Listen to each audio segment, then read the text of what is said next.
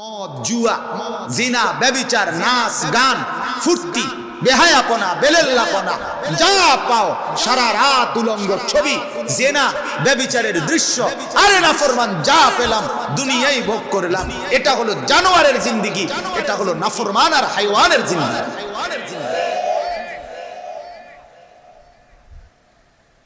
কুকুর বিড়ালের জিন্দেগি, কুকুর বিড়ালের জিন্দেগি, জন্তু জানোয়ারের জিন্দেগি, জন্তু জানোয়ারের জিন্দেগি। আর আইতা মান ইত্তাখাযা ইলাহাহু হাওয়াহু, এটা হলো ওই মানুষের জীবন যার মনের চাহিদাই শুধু তার খোদা, শুধু তার খোদা। আমার ইচ্ছা, আমার ইচ্ছা। যুবক, এক ওয়াক্ত নামাজ পড়ো না কেন? আমার ইচ্ছা। বাবা এভাবে চুল রাখছো কেন? আমার ইচ্ছা। এখানে খাড়াইয়া মতো কেন? আমার ইচ্ছা। মেয়েটাকে নিয়ে রাস্তা রাস্তায় ঘুরতেছে কেন? আপনার সমস্যা কি? আমার ইচ্ছা। আমার ইচ্ছা। বোনকে বলেন, এই যে বোন বেপর্দা হাঁটতেছেন কেন? আমার ইচ্ছা। আমার শরীর, আমার রূপ, আমার যৌবন, আমার পাউডার, আমার ফেয়ার এন্ড লাভলি, আমার মেকআপ, আমার ফ্রেন্ড, আমার বন্ধু। তুমি কেডা? তুমি কেডা? তুমি কেডা? তুমি কেডা? আর আইতা মান ইত্তাখাযা ইলাহাহু হাওয়াহু, মনের চাহিদাই খোদা। আমার মনে যা চায়, আমার মনে যা চায়, আমার মনে যা চায়, আমার মনে যা চায়, আমার মনে যা চায়, এটাই যার খোদা, এটাই যার খোদা। আল্লাহ তাআলা বলেন, আফা আনতা তাকুনু আলাইহি ওয়াকিলা, বন্ধু বলেন এমন নাফরমানের দায়িত্ব আপনি নেবেন কিনা? আপনি নেবেন কিনা? নবীকে আল্লাহ জিজ্ঞেস করেন, নবীকে আল্লাহ জিজ্ঞেস, আপনি কোন? আপনি কোন? আপনি বলেন এই নাফরমান একটা বার আমাকে ভাবে না, আপনি নিবেন নি তার দায়িত্ব? আপনি নিবেন নি তার দায়িত্ব? ওয়া তাহসাবু আন্না আকসারাহুম ইয়াসমাউনা আও ইয়াকিলুন, আল্লাহ তাআলা বলেন আপনি ভাবতেছেন মনের চাহিদা মতো চলে যে সে বুঝি কিছু শুনে কিছু বুঝে মনে হয় আপনার? আল্লাহ বলে না, ইনহুম ইল্লা কাল আনআম, খোদার কসম এটা কোরআনের আয়াত। আল্লাহ বলে এরা আর কিছু নয়, শুধুই জানোয়ার, শুধুই জানোয়ার, শুধুই জানোয়ার। ঠিক না কইলেও ঠিক, তো কোরআনের আয়াত, তো কোরআনের আয়াত। বাল হুম আদাল্লু সাবিলা, বরং তার চাইতে নিকৃষ্ট পথভ্রষ্ট। তাহলে আপনি বলেন বাপ, আপনি বলেন বাপ। এজন্য আল্লাহ তাআলা বললেন, বান্দা আমার রাসূলের মাধ্যমে স্পষ্ট বলে দেওয়ার পরও এবং ঈমানদার মুমিন মুত্তাকিরা প্রত্যেক যুগে তোমার সামনে, তোমার সমাজে, তোমার দেশে, তোমার এলাকায়, তোমার মহল্লায় আল্লাহর প্রিয় বান্দারাও নেক আমলগুলো চালু থাকার পরেও তুমি যখন এই দুইটারই উল্টা করলা, আমি রাসূলের কথাও মানি না, আমি আল্লাহর নেক বান্দারা যা মানে পালন করে এটাও পালন করি না, আল্লাহ বলে তাহলে তুমি সিদ্ধান্ত নিছো উল্টাই চলবা, ঠিক আছে, নুআল্লিহি মা তাওয়াল্লা, আমি আল্লাহ তোমাকে উল্টো পথেই চালাইলাম। কোরআনের আয়াত, কোরআনের আয়াত। ওয়া নুসলিহি জাহান্নাম, রব্বুল আলামিন বলেন এই উল্টো পথে চলতে চলতে আমি একদিন তোমাকে জাহান্নামে ফেলে দেব, একদিন লাথি মেরে জাহান্নামে ফেলে দেব, আর কোনোদিন বিড়িখানা ছাড়তে পারবা না, আর কোনোদিন সিগারেট খাওয়া ছাড়তে পারবা না। আজ বহুদিন হয়েছে অভ্যাসের উপরে টিকে গেছো, আর কোনোদিন গুনাহ ছাড়তে পারবা না। 30 বছর না 90 বছর পরেও ঘর থেকে টেলিভিশনের রঙিন নাচ বন্ধ হবে না। যেদিন আমি ফয়সালা নেব, যেদিন আমি সত্যি সত্যি রাগ করে ফেলবো, সেদিন নাফরমান আর ফিরতে পারবি না, সেদিন আর বাঁচতে পারবি না। নুআল্লিহি মা তাওয়াল্লা ওয়া নুসলিহি জাহান্নাম, আমি উল্টো পথেই চালাবো, জাহান্নামে ফেলে দেব। ওয়াসাআত মাসীরা, আল্লাহ বলে তখন বুঝবা কত নিকৃষ্ট ঠিকানা, জাহান্নাম কত নিকৃষ্ট জায়গা। এজন্য বাপ, এজন্য বাপ আমার অনুরোধ, আমার অনুরোধ, গুনার উপরে নিজের বেড়াগিরি বাঁধবেন না, নাফরমানির উপরে যুবক বুদ্ধিমান ভাই বোনা নিজেন, তোমার উপরে খোদার সবচেয়ে বড় গজব কি?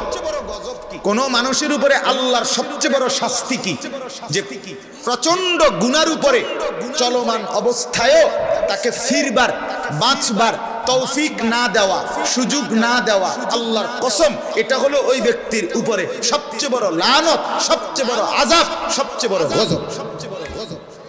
আমি এমনি বুঝাই, মনে করেন উনি আমার ছোট ভাই, কি নাম আমরা, সালাউদ্দিন ভাই, তো সে আমার ছোট ভাই। আমি দেখলাম তারে যে সে ভুল পথে যাচ্ছে, গুনার রাস্তায়, ধরে আনলাম, থাপ্পড় দিলাম, কিল দিলাম, বেদ দিয়ে ফিডা দিলাম, আর বলে দিলাম সাবধান, আর কোনোদিন যেন ওইদিকে না দেখি, এই পথে যাবে, এই পথে যাবে।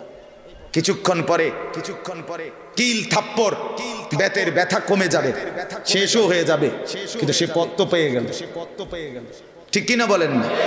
সে পথ তো কি, কিন্তু এর উল্টোটা, যে আমি যখন এত পরিমাণ রাগ করলাম তার সাথে, যে আমি দেখতেছি সে আগুনের দিকে যাচ্ছে, জাহান্নামের দিকে ছুটছে, নিজের ধ্বংসের দিকে যাচ্ছে, নিজের বরবাদের দিকে যাইতেছে, কিন্তু আমি এতটা রাগ করলাম, আমি মনে মনে বললাম যাও, ঠিক আছে যা, তোরে ছেড়ে দিলাম, আর কিছু বলবো না, ডাকবো না, দেখবো না, শুনবো না, কিছুই বলবো না, তুই তোর পথে চল। বলেন তো এটা তার প্রতি কি পরিমাণ মুসিবত, কি পরিমাণ মুসিবত, কথা বলেন না? তার চাইতে ডাইকা আয় না তিনটা কোনি দন ভালো না? আল্লাহ এটাই বলছে, আল্লাহ এটাই বলছে, আল্লাহ এটা বলছে, আল্লাহ এটা বলছে। কোন নাফরমান যখন নাফরমানি চলতে থাকে, কোন পাপী যখন পাপ চলতে থাকে, এত লম্বা যদি হয়ে যায়, এত দীর্ঘদিন এক গুনার উপরে যদি কেউ মজবুত হয়ে যায়, তো হতে পারে আল্লাহ একদিন, আল্লাহ তাআলা মুখ ফিরায় নেয়, সেদিন আর তাকে পথ দেখায় না। আফারাআইতা মান ইত্তাখাযা ইলাহাহু হাওয়াহু, আল্লাহ বলেন মনের চাহিদা মতো যে চলে, সকালে দুপুরে বিকালে রাতে, আমি আল্লাহকে একবারও মনে করে না, মনের খেয়াল খুশি মতো চললে একদিন আমি আযাল্লাহুল্লাহ, তাকে পথভ্রষ্ট করে দেই, ওয়া খাতামা আলা সামঈহি ওয়া কলবি, তার কানে এবং অন্তরে মোহর মেরে দেই, ওয়া জাআলা আলা বাসারিহি গিশাওয়া, আর চোখের সামনে পর্দা ফেলে দেই। এবার বলো তো ফামান ইয়াহদিহি মিন বাদিল্লাহ, আমি আল্লাহকে বাদ দিয়ে এই নাফরমানকে হেদায়েত কে দিবে বলো? কে দিবে? আব্দুল কাদের জিলানী, জুনায়েদ বাগদাদি, খাজা মুঈনুদ্দিন চিশতি, উনি এসে হেদায়েত দিবে। কি মনে হয় যে হেদায়েত দিবে তিনি তো তোমাকে পথ থেকে সরায় দিস, তিনি তো তোমার কানে অন্তরে মোহর মেরে দিস, তিনি তো তোমার চোখের উপরে পর্দা ফেলে দিছে, এবার হেদায়েত দিবে কে? আফালা তাদাক্কারুন, কোরআনে আল্লাহ এরপরে বলে বান্দা তবু কি উপদেশ গ্রহণ করবে না? তবু কি ভয় করবে না? যাহা না জানি আমার আল্লাহ আমার থেকে নজর সরায় নেয় কিনা। মান আরাজা আনিল্লাহ ফাল্লাহু আরাজা মিনহু, বুখারীর রিওয়ায়াত। নবীজি সাল্লাল্লাহু আলাইহি সাল্লাম বলেন, যে ব্যক্তি আল্লাহ থেকে নিজেকে ফিরিয়ে নিল, ও চিরেই আল্লাহ তাআলাও তাকে নিজেকে তার থেকে ফিরিয়ে নিল। ঠিক আছে, তুমি আমাকে ভুলে গেছো বান্দা, আমিও তোমাকে ভুলে গেলাম। কোরআনের আরো আয়াত শোনেন, ওয়ালা তাকুনু কাল্লাযীনা নাসুল্লাহা ফাআনসাহুম আনফুসাহুম। আমার শায়েখ আরিফ বিল্লাহ হাকিমুন নফস আল্লামা মুফতি মুশতাকুন নবী কাসিমি হযরত দামাত বারাকাতুহুম বলেন, কোরআনে আল্লাহর সবচেয়ে বড় শাস্তির কথা হলো এই আয়াত, সূরা হাশরের এই আয়াতটা। আল্লাহ বলছে, বান্দা আমাকে এই পরিমাণ ভুলে যেও না, যে পরিমাণ ভুলে গেলে একদিন আমি তোমাকে তোমার নিজের থেকে ভুলায় দেব। লম্বা সময় গুনাহ করতে করতে, আমার বিরুদ্ধাচরণ করতে করতে একদিন আমি তোমাকেই তোমার থেকে ভুলিয়ে দেব। সেদিন আর মনে হবে না তুমি মুসলমান, তোমার আর মনে থাকবে না তুমি মরবা, তোমার আর মনে থাকবে না তুমি হাসরের মাঠে দাঁড়াইবা, তোমার আমলনামা তোমার হাতে দেওয়া হবে, তোমারে মিজানের পাল্লার কাছে যেতে হবে, আল্লাহর মুখোমুখি হইতে হবে, ফুলসিরাত পার হইতে হবে, জান্নাত কিংবা জাহান্নামে যেতে হবে। আল্লাহ বলে এটা আর মনে হবে না, আত্মবিস্মৃত আত্মভোলা হয়ে যাবা, নিজের পরিচয় নিজে ভুলে যাবা। এটাই হলো সবচেয়ে বড় শাস্তি।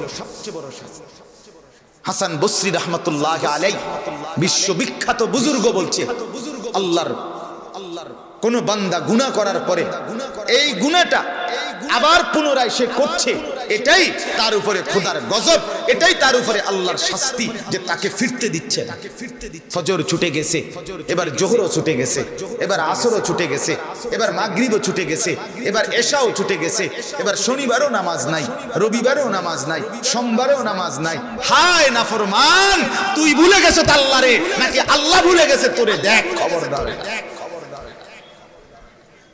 তুই ভুলবি কি বেটা? তোরে মালিক ভুলে গেছে, তোরে মালিক বলছে যা খা, ভাত খা। ভাতে তো খাইতে লইছ, ভাত খা। বেডি খাইতে আছ, মানুষের বেডি। দেখ, টেলিভিশন, নর্তকী, নাচ গান, অবৈধ রোজগার। দেখ, ভাত খা জানোয়ার। খানা আমি আটকাইতাম না, ঘুম আটকাবো না, পেশাব পায়খানা বন্ধ হবে না, বিবি বাচ্চা এড়িও দেবো, এগুলো আমি জানোয়ার কেউ দেই। আরে দোস্ত, কুত্তাও খায়, কুত্তাও ঘুমায়, কুত্তাও পেশাব পায়খানা করে, কুত্তারও বাচ্চা কাচ্চা হয়, জন্তু জানোয়ারেরও হয়। পার্থক্য কোথায়? সারাদিনে ভাত খাইলেন আর ঘুম গেলেন, সারাদিনে পেশাব পায়খানা করলেন